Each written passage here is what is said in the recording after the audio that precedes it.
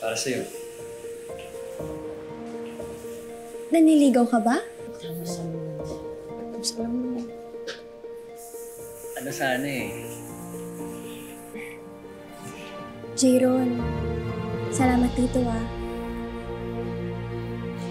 Alam mo, gwapo ka, mabait, matalino. Pero gusto ko muna kasing makapagtapos ng pag-aaral bago pumasok sa pakikipagrelasyon. Sana maintindihan mo. Natindihan ka lang.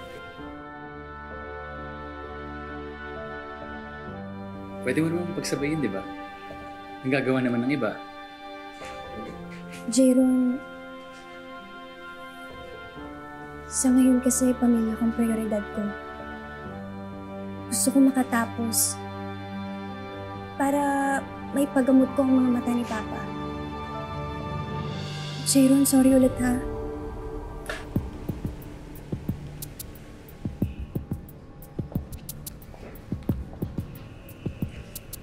Alam mo, Jayron, kung ako sa'yo, tulungan mo na lang akong maghiganti. Halina, saan na yung mga tao? Pag ganitong oras, halos ubos na yung mga ulam natin eh. Ngayon, parang hindi naman nabawasan. Hoy, sige, babalik ka dito, ha? Oy, mga iyo, dito na kayo kumain. Mas mura! At mas malaki ang serving! Sure ako, mas masarap! Ang gusto niyo. Ha? Ikan! Jiggy, usap na tayo. Pwede tsaka na lang. Ano kong customer, oh? Busy. Hindi kagaya nung sa'yo. Nilalangaw. Bakit naman ganun? Magpinsan tayo, di ba? Tapos kakalabanin mo ako?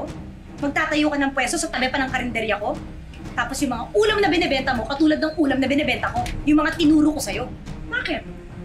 Ikaw ba ang may-ari ng mga potahe? Alam mo, hindi ko alam kung saan mo nakukuha yung lakas ng loob mo eh. Kapal din ang mukha mo eh, no? Uy, ikaw alam mo. Kesa nag-ningangawa ka dyan, pati mo nalang alagaan yung anak mo. At yung bulag mong asawa. Sumusobra ka na, Jinky ah.